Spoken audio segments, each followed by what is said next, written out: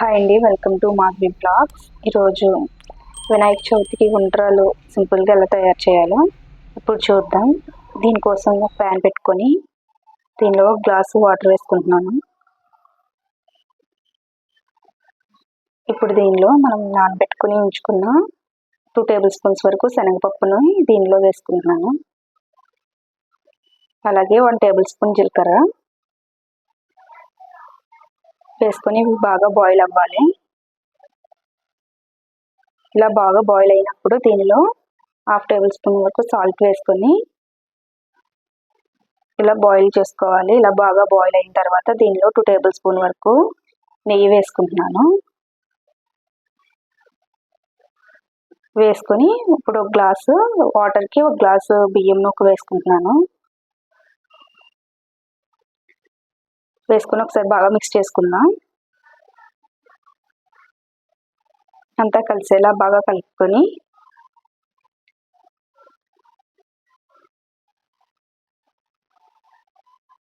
మూత పెట్టుకొని ఒక 2 మినిట్స్ వరకు ఉంచేద్దాం.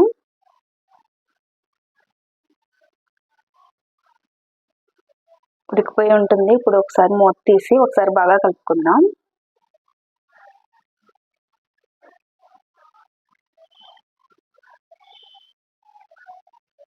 ఉడికిపోయింది. ఇలా ఉడికితే సరిపోతుంది. ఇంకా స్టవ్ ఆఫ్ చేసుకొని తీసుకుందాం దీన్ని. దీనిలో 2 టేబుల్ స్పూన్ వరకు గీ వేసుకుందాం.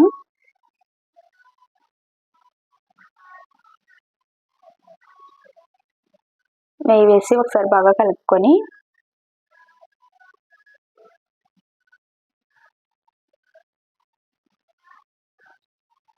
ఇప్పుడు దీన్ని మనం ఉండ్రాల కింద చేసుకోవాలి కదా, అందుకని ఇలా తీసుకుందాం. అంతా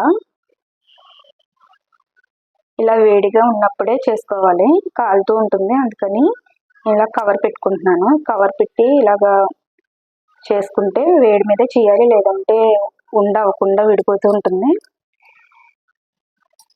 అందుకని ఇలాగ కవర్తో, మైకా కవర్ ఉంటుంది కదా, పాలిథిన్ కవర్, ఈ పాలిథిన్ కవర్తో ఇలాగా స్మాష్ చేసుకుంటే పిండినంతా దగ్గరికి అవుతుంది, లేదంటే కాలిపోతుంది చెయ్య మామూలుగా చేసుకుందామంటే.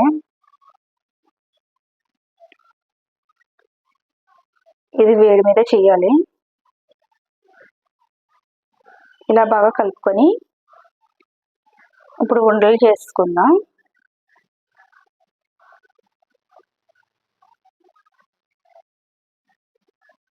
వీడియోలో చూపించినట్టుగా ఇలాగా ఉండ్రాల కింద చేసుకుందాం.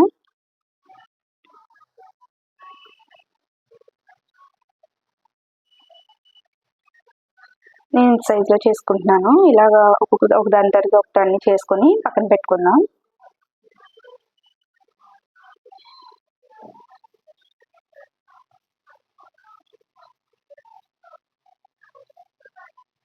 ఇలా అన్ని చేసుకొని ప్లేట్లోకి సర్వ్ చేసుకుందాం.